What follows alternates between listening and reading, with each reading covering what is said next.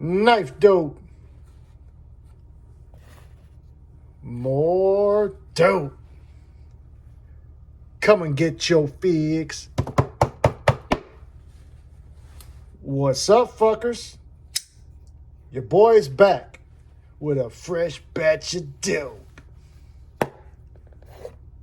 Knife dope. That's right, people. The hits don't stop.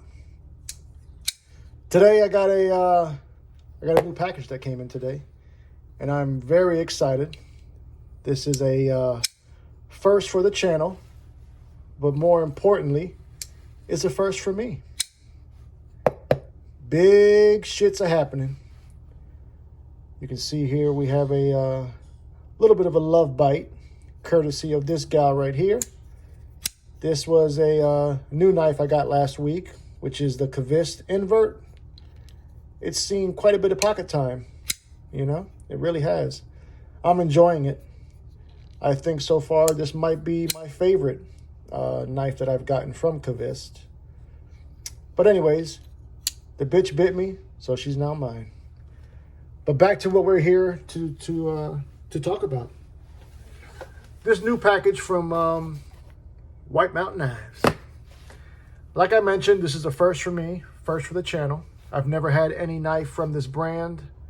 I've never seen any knives from this brand in person, that is, nor have I held them or anything of the such. So today's a first. So let's get to it. But first, if you do enjoy the content, I'd ask that you would share, like, comment, and most importantly, subscribe, goddammit. It does help the channel. It does trick that algorithm, and it does help your boy to go viral. Okay, enough of that. Let's get through the suspense. Okay, first for the channel. Who can tell who knows what the fuck it is? Anybody? We about to find out. Now I had, this company is primarily known for something else. Hence why I had never really pulled the trigger, because what they normally are known for is not really my cup of tea. Primarily, Jack Wolf Knives up until this point has strictly been known for their slip joints. And while I can appreciate a good slip joint, I don't carry them. I think I only have 2 or at the most 3 in the collection. And, you know, this is not what I'm about. However, that being said, you know, Jack Wolf decided to try their hands at a folder. They dropped last Friday, I believe, and I pulled the trigger on it. And I'm glad that I did, because they sold out pretty much. I think they are sold out everywhere. The one we're talking about is the Gunslinger. Now, I've also heard that, you know, part of the appeal here with Jack Wolves is that, you know, their packaging, which I have mentioned for the longest time. So I'm excited about that. Before we continue though, let's drop the top on this bitch, get up close and personal. That's right. Jack Wolf Knives. Well, I can tell you out the gate that, you know, the box is high quality box. Raised letters. Let's see, I'm gonna let you guys pause and read if you like. Now let's get into the dope. Okay, Gunslinger. Oh shit. Now I had really, you know, the Gunslinger's blade shape really isn't my cup of tea, but I had to give it a shot. You know, I figure worst case I can always sell it. Now I do know that people talk about the artwork that is on the canister, and looking at it for the first time in person, it's immaculately done. I mean, I don't know who does these renderings. If it's someone, I think the guy's name is Ben, the owner of Jack Wolves. I'm not sure if he's the one who does these renderings.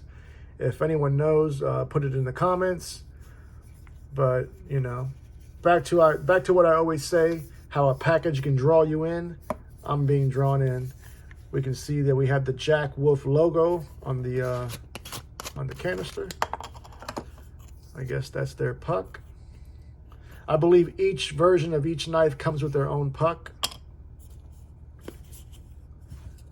Okay, we got a little sticker in there, it looks like. They know I'm a sticker hoe. Anything else in there? Sounds like there's something else in there. What else is in there? Oh. Little bag of dope, little baby dope. All right. So far, I'm intrigued. And we haven't even got to the goddamn knife yet. I'm your Huckleberry. All right, I'll let you tell the story. Nice high quality soldier rag. So they packed this to avoid any damage. Oh shit, them colors are popping, man. Oh my God. Holy shit, that is some of the best goddamn fat camo carbon, maybe, or just fat carbon. It's gorgeous. It really is gorgeous. I ain't gonna shit you. Here we see it up close and personal. There were probably 4 or 5 versions of this knife. I was choosing between this one, and I was also looking at the pink one, but I chose this one instead. Look at that long back spacer, which is supposed to be basically representing of a back spring on a slip joint. Let's get the first flick. Okay, all right. Beautiful knife. Beautiful. Like I said, normally this isn't my, this doesn't normally attract me, this type of blade shape. But being that this was a first for Jack Wolf, I had to give it a shot. That, and there had been nothing but rave reviews on this knife so far. So here you see it up close and personal. Attention to details, what I've always heard about Jack Wolf knives, that, you know, second to none. Let's see the drop. Blade is centered. Yes, the blade is centered. Let's give it another flick. Okay. Very lightweight, I must say. Let's go over the specs on, oh, wait a minute, what's this? I didn't even see this. Okay, I did remember them mentioning that you can remove the pocket clip if you like, and you can put this tab in the screw hole in the pocket clip. Okay, so you can see here where they get that gunslinger vibe. It looks like a gun stock to a rifle. This came in at about $350. Unfortunately, you could not use any discount code, which is kind of a bummer, but you know, it is what it is. Overall length on this came in at 7.35 inches, so that's right in my sweet spot. The close length came in at 4.12 inches. We've got a blade length coming in at 3.23. Now that detent on that front flipper is dialed the fuck in. It does fly out. Blade stock thickness, look at that super slicey tip there. Holy shit. Blade stock thickness is coming in at 0.12 of an inch. No shit. S90V is the blade steel, which is hands down one of my favorite steels. Edge retention is phenomenal. Clip point blade. Beautiful. Almost a full flat, almost a full hollow grind. It is a full hollow grind. It is. Holy shit. Frame lock, aka bolster lock. Let's see something here. Buttery smooth. Just got this out the canister. This is gonna have to break in a little bit. It might even be a little too tight. I think primarily the reason why it's not drop shutting is this blade is so thin and so light because of the grind on here that it's not going to give you your typical, you know, drop shutty action. Front flipper is the main form of deployment. However, you can get that nail nick rather easily, and it does fly right out. Yeah, it almost feels okay. It just flies out so easily, man. It's just kind of like, I'm still kind of in awe. Yeah, this is fucking money. Ergonomically, there is no choke up spot, but it does fit comfortably in the hand. No hot spots to speak of. You can see here that they did great edge termination right there in your plunge. You've got plenty of sharpening life. Titanium bolsters, essentially. Seamless carbon fiber inlay. Milled titanium pocket clip that is right hand tip up carry only. I do believe the knife is riding on ceramic washers. I'm almost sure of it. I do know the HRC, the reported HRC on the S90V that they're running is coming in at 61. Overall weight on this is 2.9 ounces. Super lightweight knife considering the size. Now let's put up a couple of knives for some size comparison to give y'all a better idea. Basically a knife flex. First up, my only other purple haze carbon camo carbon knife in the collection is going to be the Devo Stout. So here we can see that the Gunslinger is, I'd say, 1/8 of an inch shorter than the Stout. Next up, got to bring some American vibes. Let's put up there that Benchmade Osborne.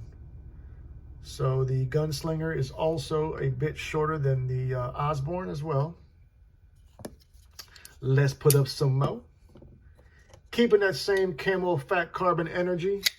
How about that Peña? Peña Mula, baby. So I would venture to say that the Mula and the Gunslinger are dead money. So if you had a Mula, you know the size. How about more American vibes? You know how we do on this channel. Hands down, one of my favorite knives in the collection, might be the favorite. And that is the McNeese Mac 2 3.5 rendition.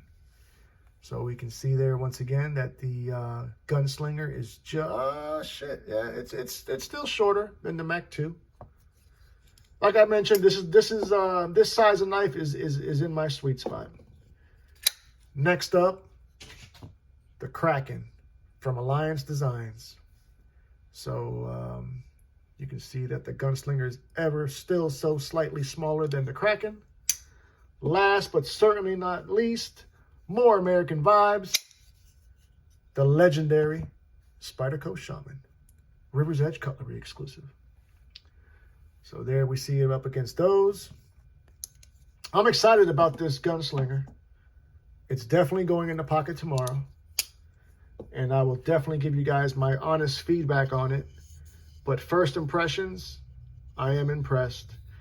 I do believe that Jack Wolves, for whatever his reason is, he does not release his OEM information. But from simply handling it, I'd be willing to bet some money on this is Riot, man. Riot quality at the very least, you know. If it's not Riot, it's goddamn got to be Riot's brother. I mean, it's that good. You can see here that they got Jack Wolf written there. No billboarding on the blade, which I totally dig. The only bit of billboarding you'll find is here towards the tang of the blade. We've got the S90V and then Jack Wolf's. So clean. I guess you could even classify this as a gentleman's knife. But I am going to play with that pivot a little bit. Hold on one second. Let me see something. Lockup is tighter than Frog's ass. I may just see if it drops a little bit. I think what it is just like I mentioned, the weight of this blade. It's just not going to be a drop shutty thing, but it is very smooth.